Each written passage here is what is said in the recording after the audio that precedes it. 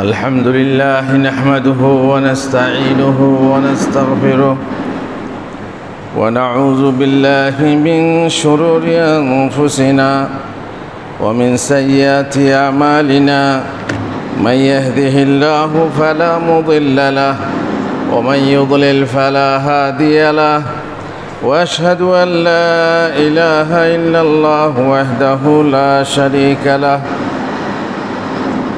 وأشهد أن محمدًا عبده ورسوله أما بعد فإن خير الحديث كتاب الله وخير الهدي هدي محمد صلى الله عليه وسلم وشر الأمور محدثاتها وكل محدثة بدعة وكل بدعة ضلالة وكل ضلالة في النار.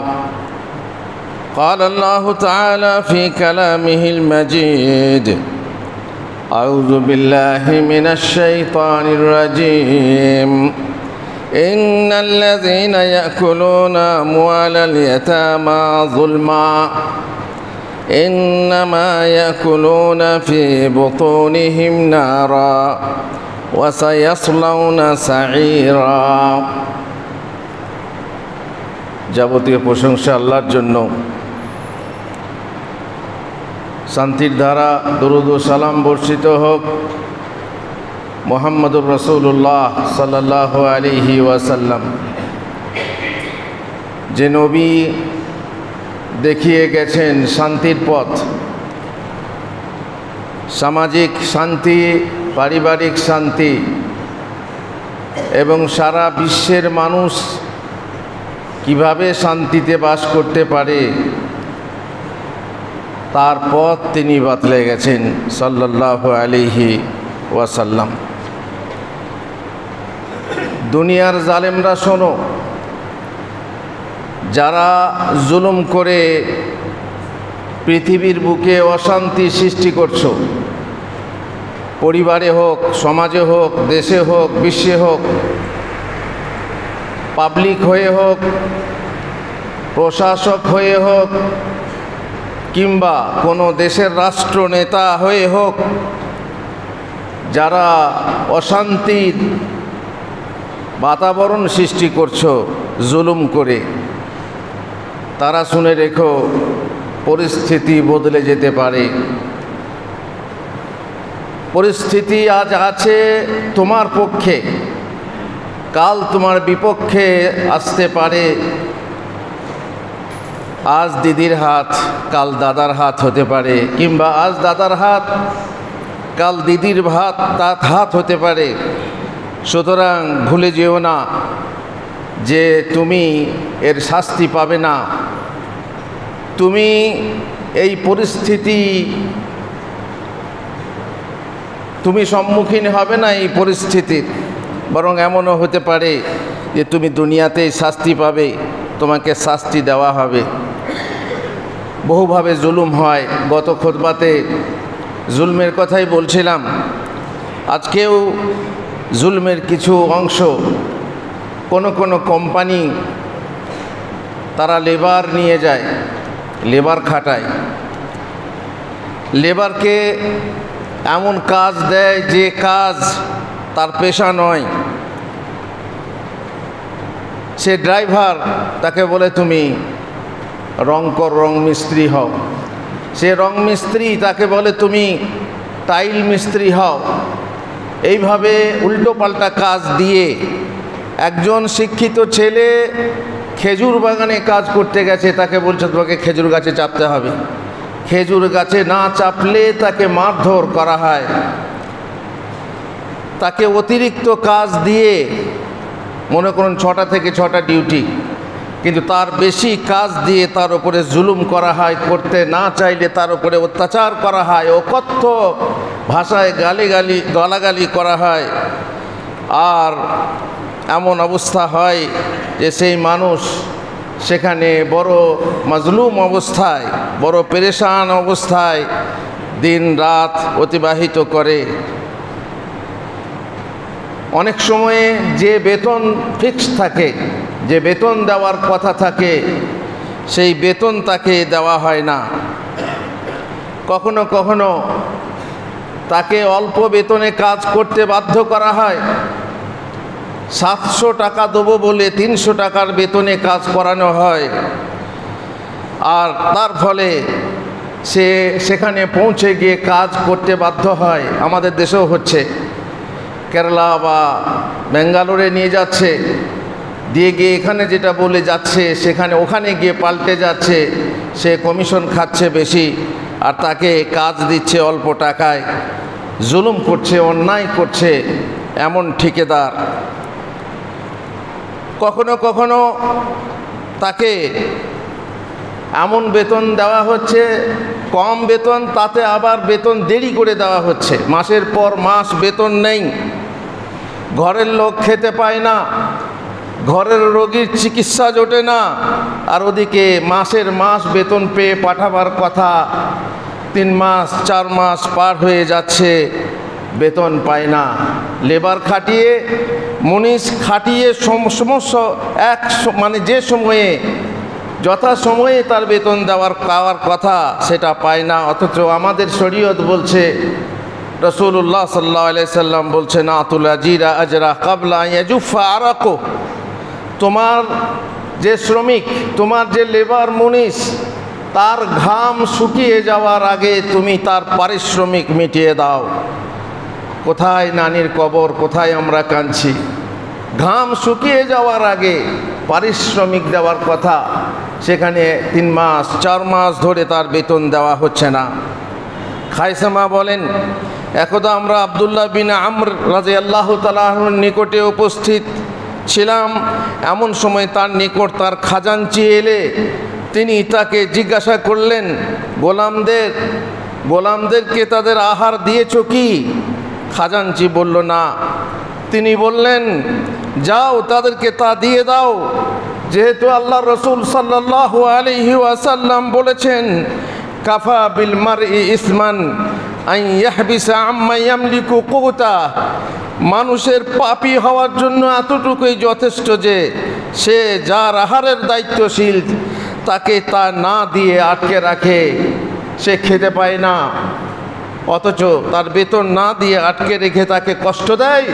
তার বাড়ির লোক খেতে পায় না, বাড়ির থেকে এসেছে যখন ঋণ দেনা করে গেছে বিদেশে, তারপরে সেই ঋণ পরিশোধের জন্য ঋণদাতা তাকে কত কষ্ট, কত গালিগালাকে কাজ করছে, অথচ সে বেতন পায় না।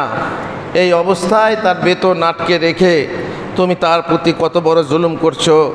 রাসূলুল্লাহ সাল্লাল্লাহু আলাইহি ওয়াসাল্লাম বলেছেন, মাতলুল গানি ইয়ে জুলম, যে ব্যক্তি দিতে পারবে, তার টাকা আছে, সে সিন্দুক থেকে টাকা ধার করতে চায় না। সিন্দুকটা খুলে নিলে পরে সেখানে না বাইরে থেকে এসে বাইরে দেবো, ব্যাংক থেকে ছাড়াবো না, এমন কিছু লোক আছে সিন্দুক থেকে টাকা ধার করে। আর যদি সিন্দুক থেকে বের করে, বাক্স থেকে, আলমারি থেকে, তাহলে কতক্ষণে তা শোধ করব, কতক্ষণে আমার লাখটা লাখে পরিণত হবে, পরিপূর্ণ হবে, সেই চেষ্টা করতে থাকে। আর তুমি যদি টালমাটল করো, গরিবকে তার পরিশোধ না করো, ঋণ নিয়ে ঋণ পরিশোধ না করো, টালমাটল করো, অথচ তুমি ঋণ পরিশোধ করতে পারবে, তুমি বিলাসিতা করছো, ঋণ পরিশোধ করছো না, তুমি জমি বন্ধক নিচ্ছ, অথচ ঋণ পরিশোধ করছো না, এই ঋণ টালমাটল করা হচ্ছে এক প্রকার জুলুম। সুতরাং খুব সাবধান জালেমরা জেনে রেখো, আল্লাহ তাআলা তোমাদের কর্ম সম্পর্কে অনভিহিত নন, তিনি জানেন, তিনি অবহিত। সেই জুলমের সাজা একদিন কিয়ামতের দিনে দেবেন, আমি সে কথা পরে বলবো। আর অনেকে যারা লেবারকে বেশি কাজ দিয়ে খাটায়, মারুর ইবনে সুয়েদ হতে বর্ণিত হাদিসে, তাদের উচিত কি সেই কথা বলবো। তিনি বলছেন, একদা আমি আবু যার রাদিয়াল্লাহু তাআলাকে দেখলাম, তার পরনে জোড়া পোশাক রয়েছে এবং তার গোলামের পরনেও অনুরূপ জোড়া পোশাক বিদ্যমান। আমি তাকে সে সম্পর্কে প্রশ্ন করলাম, তিনি ঘটনা উল্লেখ করে বললেন যে তিনি আল্লাহর রসুল সাল্লাল্লাহু আলাইহি সাল্লামের যুগে তার এক গোলামকে গালি দিয়েছিলেন এবং তাকে তার মায়ের সম্পর্ক ধরে মা তুলে গালি দিয়েছিলেন, মা তুলে গালি দেওয়া হয়েছিল। এ কথা শুনে নবী করিম সাল্লাল্লাহু আলাইহি ওয়াসাল্লাম তাকে বলেছিলেন, হে আবু যর, ইন্নাকা মরউন ফিকাল জাহিলিয়া, তুমি এমন এক ব্যক্তি যার মধ্যে জাহেলিয়াত থেকে গেছে। জাহেলিয়াত বা ইসলামের পূর্ব যুগের অভ্যাস তোমার মধ্যে রয়ে গেছে। ওরা তোমাদের ভাই স্বরূপ, যে গোলাম, যে চাকর, যে মুনিশ, যে লেবার তোমার খাটছে, তারাও তোমাদের ভাই স্বরূপ এবং তোমাদের সেবক। আল্লাহ ওদেরকে তোমাদের মালিকানাধীন করেছেন। সুতরাং যে ব্যক্তির ভাইকে আল্লাহ তার মালিকানাধীন করেছেন, সে ব্যক্তি যেন তাকে মানে দাসকে তাই খাওয়ায় যা সে নিজে খায়, এবং তাই পরায় যা সে নিজে পরে।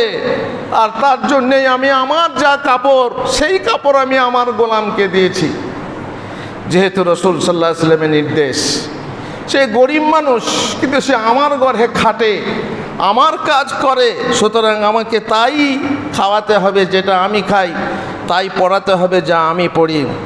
আর রাসূলুল্লাহ সাল্লাল্লাহু আলাইহি ওয়াসাল্লাম বলেছেন, ওদেরকে এমন কাজের ভার দিও না যা করতে ওরা সক্ষম নয়। তার সক্ষমতা হচ্ছে 5 কেজি ওজনের ভার তোলা, আর তুমি তাকে বলছো 8 কেজি বা 10 কেজি ভার বহন করতে হবে, এটা চলবে না। পরন্তু যদি তোমরা এমন দুঃসাধ্য কাজের ভার দিয়েই ফেলো, তাহলে শোনো কি করতে হবে, তোমাদেরকে নিজে তাদের সহযোগিতা করতে হবে। সেই কাজ যাতে সে সহজভাবে করতে পারে, তুমিও সহযোগিতা করবে। সেই ভার তুমি বহন করতে সহযোগিতা করবে, তুমি তাকে তুলতে সাহায্য করবে, ইত্যাদি ইত্যাদি। এই ছিল সেই যুগের গোলাম, যে যুগে গোলাম কেনা বেচা হতো। তাহলে এই যুগে, যে যুগে গোলাম কেনা বেচা হয় না, যে যুগের কাজের লোক হচ্ছে স্বাধীন, সে যুগের লোক ছিল পরাধীন। এখন বর্তমানে যে দাস, যে চাকর, যারা কাজ করে তারা স্বাধীন। তাহলে তাদের প্রতি ব্যবহার আরও কত না সুন্দর হওয়া উচিত। রাসূলুল্লাহ সাল্লাল্লাহু আলাইহি ওয়াসাল্লাম বলেছেন, লা তুকাল্লিফুহুম মা লা ইতিকুন, এইরকম ভার দিও না, এমন কাজ দিও না যে কাজ করতে তারা সক্ষম নয়। ফাইন কাল্লাফতুমুহুম ফাআইনুহুম, তাহলে যদি কোনো কাজ, শক্ত কাজ দিয়ে দাও, তাহলে তোমরা নিজেরা তাদের সহযোগিতা করো। আরও এক প্রকার জুলুম, যে বাড়ির কাজের লোক, বাড়ির কাজের বুয়া, বাড়ির কাজের মেয়ে, যারা বাড়িতে খাদেমাগিরি করে, যারা বাড়িতে চাকরানির কাজ করে, যারা বাড়িতে দাসীর কাজ করে, তাদেরকে এমনভাবে জুলুম করা হয় তাদের প্রতি। এ কথা যারা শোনে, যারা জানে, যারা খবর রাখে, যারা পেপার পড়ে, তারা বোঝে। এবং কিভাবে তাদেরকে খাটানো হয় রাত ও দিনে, এবং এক একটা মানুষের এক একটা ফরমাইশ। মা একরকম, দাদা একরকম, শ্বশুর একরকম, শাশুড়ি একরকম, ছেলে একরকম, মেয়ে একরকম, এক এক রকমের ফরমাইশ। আমার জামা কেচে দাও, ও বলছে আমার আয়রন করে দাও, ও বলছে এটা করো সেটা করো। এমনকি পানিটা পর্যন্ত ঢেলে খায় না, পানিটা পর্যন্ত ঢেলে খাওয়াতে হয় সেই দাসীদেরকে। আমি কিন্তু সারা বিশ্বের কথা বলছি, আমি শুধু আমার গ্রামের কথা, আশেপাশের পরিবেশের কথা বলছি না, যেহেতু আমার কথা সবাই শুনছে। নাবালক বালিকা, কত বাবু সাহেবদের, কত ঘরে বাবু সাহেবরা তাদেরকে কষ্ট দেয়, মেম সাহেবদের ঘরে মেম সাহেবরা তাদেরকে কষ্ট দেয়। সামান্য ভুলের কারণে লঘু পাপে গুরুদণ্ড দান করে, আর তারা সহ্য করে। আর তাদেরকে সিগারেটের ছাঁকা পর্যন্ত দেওয়া হয়। খুন্তির, গরম খুন্তি, তেলওয়ালা খুন্তি দিয়ে তাদের গায়ে ছ্যাঁকা দেওয়া হয় সামান্য ভুলে। হয়তো কিছু ভুল হয়ে গেছে, তারা নাবালক, নাবালিকা অথবা সাবালিকা, তাদের প্রতি অন্যায় অত্যাচার করা হয়, গরিবদের উপরে অত্যাচার করা হয়।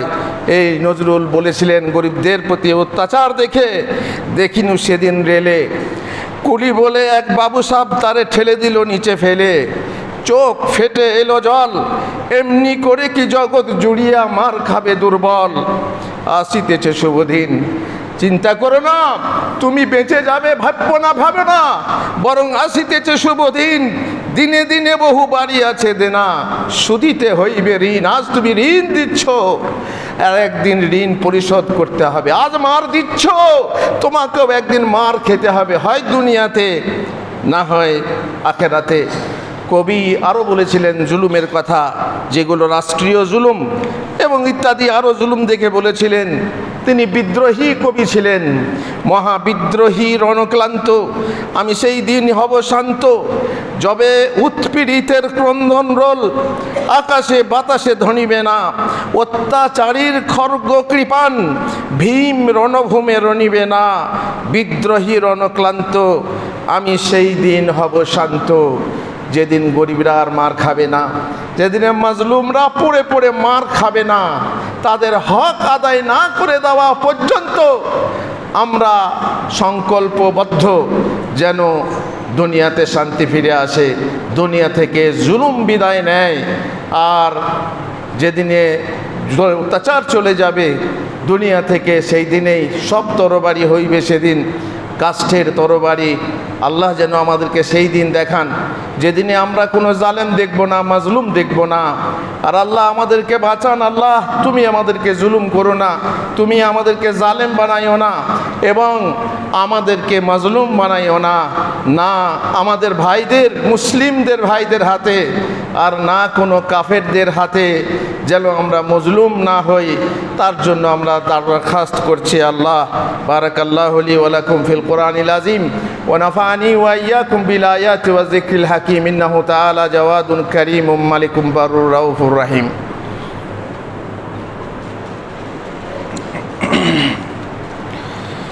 আলহামদুলিল্লাহ রাব্বিল আলামিন ওয়াস সালাতু ওয়াস সালামু আলা রাসূলিহিল কারীম ওয়া আলা আলিহি ওয়া সাহবিহি আজমাইন। এইভাবে একটা জুলুম হচ্ছে পরের জমি জায়গা দখল করে নেওয়া, 1 ফুট থেকে 4 ফুট থেকে নিয়ে পরিপূর্ণ সম্পূর্ণ জমি জায়গা দখল করে নেওয়া। এই যে কত বড় জুলুম সেটা মানুষ কল্পনাও করতে পারে না। যদি সে জমি আইনের মাধ্যমে বড় জুলুম, আইনের মাধ্যমে জুলুম করা বিশাল বড় জুলুম। আইনের ফাঁদে ফেঁদে মানুষের জমি দখল করছে। আর রাসূলুল্লাহ সাল্লাল্লাহু আলাইহি ওয়াসাল্লাম বলছেন, মান যালামা কায়দা শিবরিন মিনাল আরদ তুওয়িকাহা মিন সাবঈ আরাদিন। যে ব্যক্তি আধ হাত পরিমাণ জমিন কারো জবরদখল করে, সেই আধ হাত পরিমাণ জমিন 7 তবক পর্যন্ত তাবিজ বানিয়ে তার গলায় লটকে দেওয়া হবে এবং সে তা বহন করতে, তাকে বলা হবে অবশ্যই সে বহন করতে পারবে না।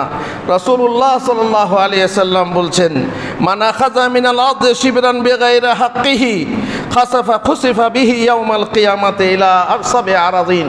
যে ব্যক্তি আধ হাত পরিমাণ জমি জবরদখল করে নেবে, না হক গ্রহণ, অন্যায়ভাবে গ্রহণ করবে, কিয়ামতের দিনে তাকে ওই জমি 7 তবক পর্যন্ত ধসিয়ে দেওয়া হবে আর সে নিচে ধসতে থাকবে।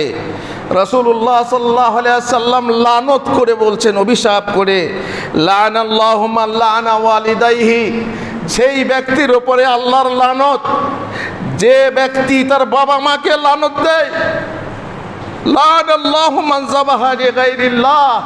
সেই ব্যক্তিকে আল্লাহর লানত যে ব্যক্তি আল্লাহ ছাড়া অন্যের নামে জবাই করে। এ মাজারে সে মাজারে মুরগি পাঠায়, মোরগ পাঠায়, ছাগল পাঠায়, খাসি পাঠায়।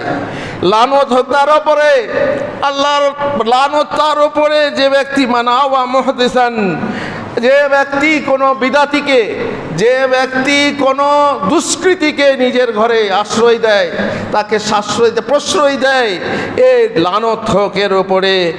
আর লানাল্লাহু মান গায়্যারা মানার আলার, সেই ব্যক্তিরও আল্লাহর লানত, সেই ব্যক্তির উপরেও আল্লাহর লানত হোক যে ব্যক্তি জমির চিহ্ন পরিবর্তন করে সরিয়ে দিয়ে নিজের জায়গা বাড়িয়ে নেয়, আল সরিয়ে দিয়ে নিজের জমি বাড়িয়ে নেয়, আল কেটে কেটে কিংবা পার কেটে কেটে কিংবা ডাঙ্গা কেটে কেটে নিজের জমির পরিধি বাড়ায়, আল্লাহর লানত হোক তার ওপরে। এইভাবে জমি দখলের জানছি, দেখছি কত কি হচ্ছে, কত আমাদেরও হচ্ছে, আমাদের পরিবেশও ঘটছে। আর কত বলবো। দ্বিতীয় হচ্ছে আরেক প্রকার জুলুম, যে সেটা হচ্ছে মিরাস। নিজের মিরাস ঠিকমতো ভাগ না করা, নিজের মিরাস অন্যকে বঞ্চিত করে কাউকে লিখে দেওয়া, সেখানে ভাই বোনদেরকে অনেক সময়ে বঞ্চিত করা হয় যে নিজের অংশটাকে এমন একজনের নামে লিখে দিচ্ছে যে ভাই বোনরা বঞ্চিত হচ্ছে।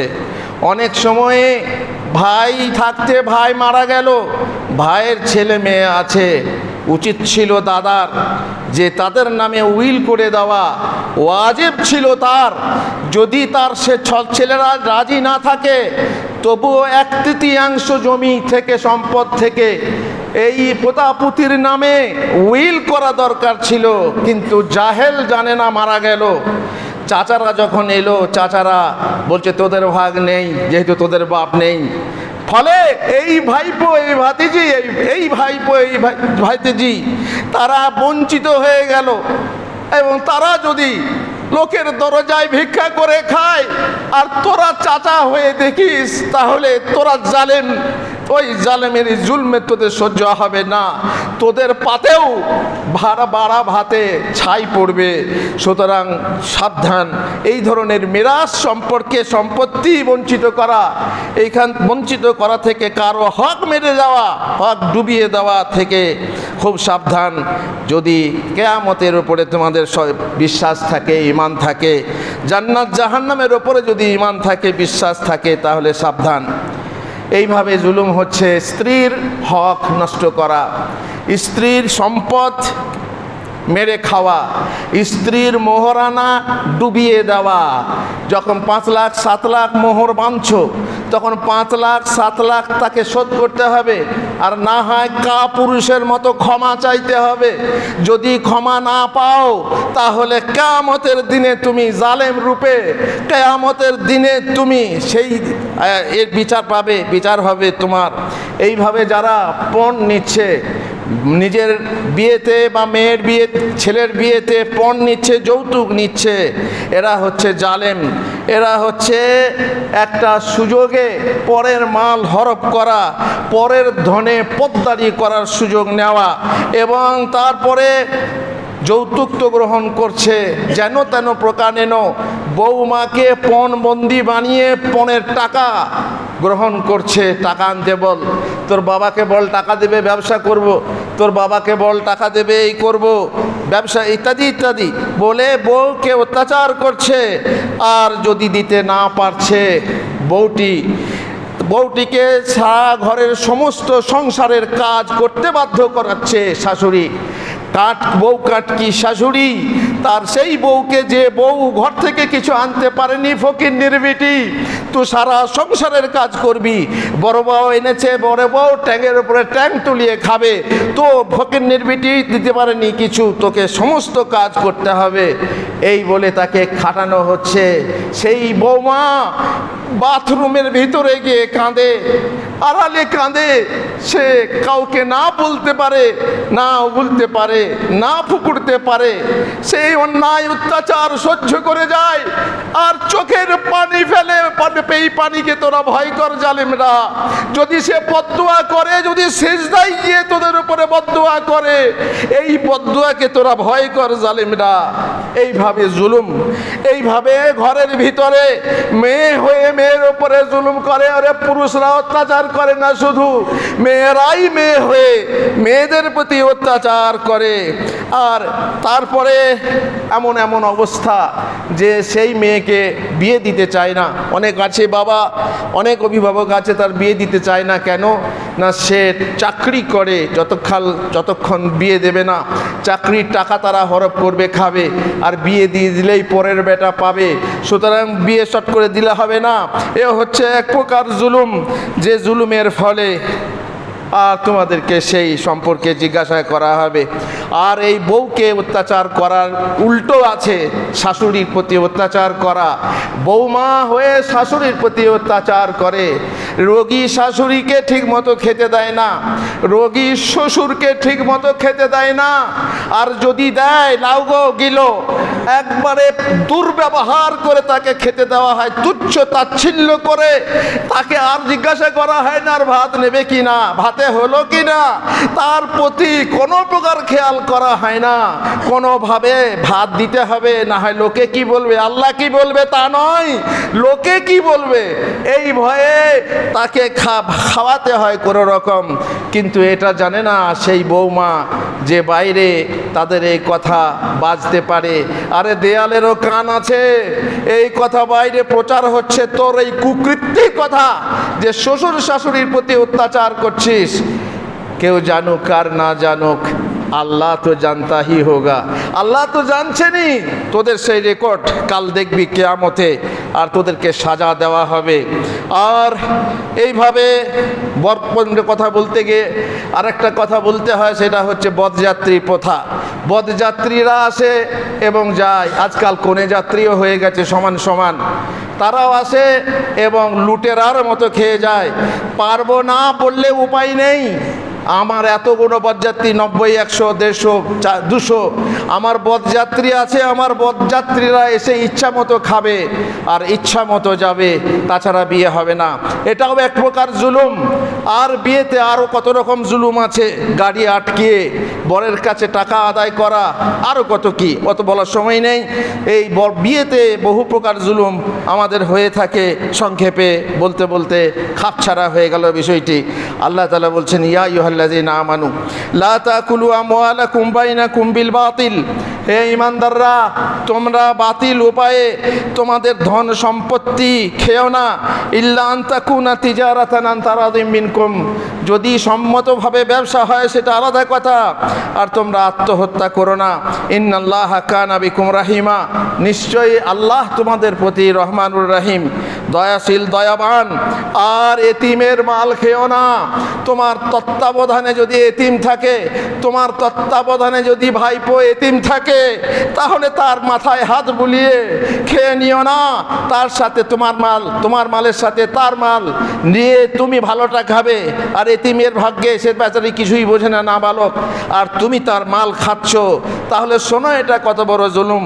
আল্লাহ তাআলা বলছেন, ইন্নাল্লাযীনা ইয়াকুলুনা আমওয়ালাল ইয়াতামা যুলমা, যারা এতিমের মাল অন্যায়ভাবে খাবে, ন্যায়ভাবে, তাহলে কিভাবে খাবে ন্যায়ভাবে?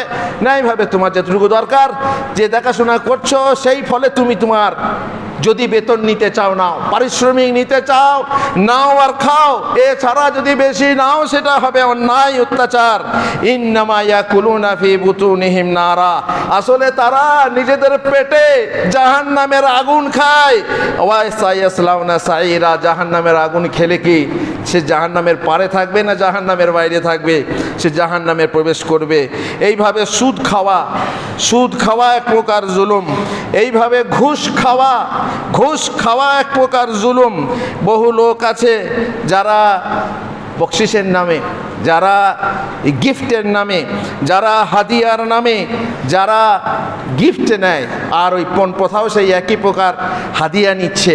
তারা বলছে কি সাহায্য, জামাইকে সাহায্য করছে, জামাইকে নিজের পায়ে দাঁড়াবার জন্য শ্বশুর সাহায্য করছে, কিন্তু সেই সাহায্যটা কোত্থেকে আসছে, এই সাহায্যটা শ্বশুরকে দিতে কত কষ্ট হয় সেটা তোমার হুঁশ থাকে না।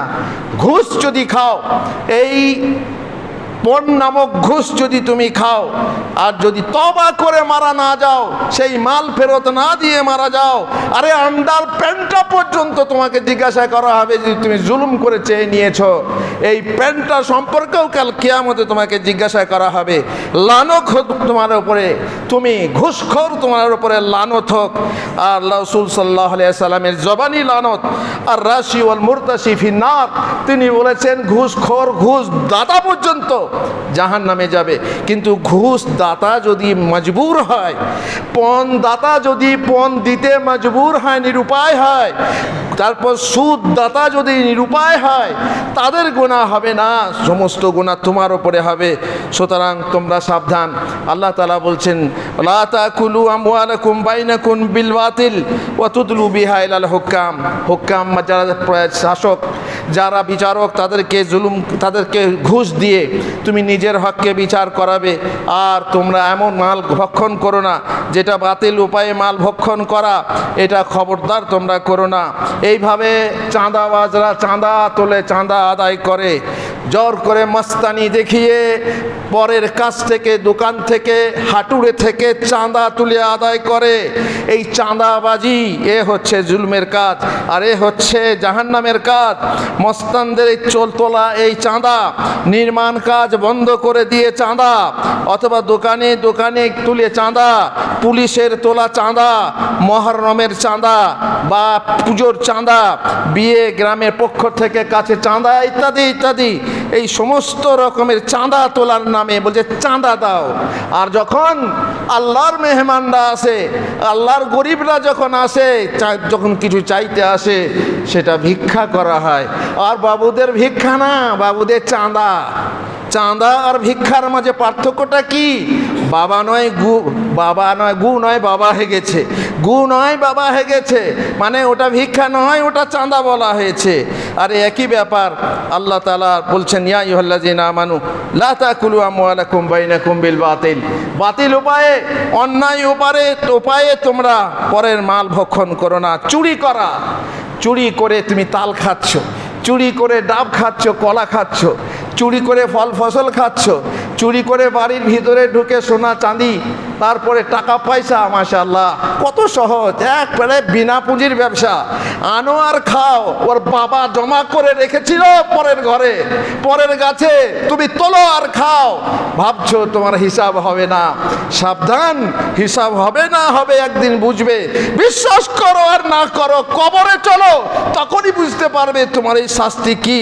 পরের জিনিস না বলে খাওয়া কিভাবে তোমার শাস্তি, সেটা বুঝতেই পারবে। আর একটা বলে শেষ করছি, সেটা হচ্ছে এমন জুলুম যে তুমি তোমার অন্যায়ভাবে কোনো এমন লোকের বিরুদ্ধে জুলুম করবে যে হচ্ছে তোমার মনে করো নেতা অথবা তোমার প্রশাসক, তার বিরুদ্ধে অন্যায়ভাবে কেস দেবে। তার বিরুদ্ধে যেমন মায়েরা আছে যারা কিছু হলে পরকীয়া করে নিজে ধরা পড়েছে, শেষকালে তাকে মারধর করলে সে থানায় গিয়ে বধূ নির্যাতন করেছে, বধূ নির্যাতন করে কেস ঠুকে দিল। আর এই আইনের প্রক্রিয়াতে নাজে হাল করে ছেড়ে দিল আর নিজে ফাঁক কেটে বেরিয়ে গেল। উকিলের 9কে 6, 6কে 9 করার প্রক্রিয়াতে সে বেঁচে গেল। আইনের ফাঁদে ফেলে যে শ্বশুর শাশুড়িকে এইভাবে লেপ্টে নেয়, জেনে রেখো তুমি কত বড় যে আল্লাহ থেকে তুমি বেড়ে গেছো বার। আর না হয় তোমার বিশ্বাস নেই, কিন্তু আসছে একদিন, সেই দিনে তোমার বিচার নেওয়া হবে। ওমর রাদিয়াল্লাহু তাআলা আনহুর কাছে সাদ বিন ওয়াক্কাসের বিরুদ্ধে এক অভিযোগ গেল যে তিনি নাকি ঠিক মতো নামাজ পড়েন না, ঠিক মতো তিনি গনিমত তাকসিম মানে বিলি করেন না, তিনি নাকি যুদ্ধ করেন না ইত্যাদি ইত্যাদি। তারপরে ওমর রাদিয়াল্লাহু তাআলা আনহু তদন্ত করে দেখলেন যে অভিযোগ মিথ্যা। বহু অভিযোগ এমন থাকে যেটা সত্য হয় না। যা রটে তার কিছু না কিছু বটে ঠিকই, কিন্তু যা রটে তার কিছুই নাই বটে, যা রটে তার কিছুই নয় বটে, এটাও ঠিকই। তো যাই হোক, তারপরে সাদ বিন ওয়াক্কাস রাদিয়াল্লাহু তাআলা আনহু বদদুয়া করলেন সেই লোকটার উপরে যে আল্লাহ, এই অভিযোগ যদিও অন্যায়ভাবে করেছে, মিথ্যা অপবাদ দিয়ে আমার প্রতি করেছে, তাহলে হে আল্লাহ যেন জীবন থাকতে একে অন্ধ বানিয়ে দাও, জীবন থাকতে অন্ধ বানিয়ে দাও। তারপর তাকে অন্ধ বানানো হয়েছিল, তাকে অন্ধ বানানো হয়েছিল।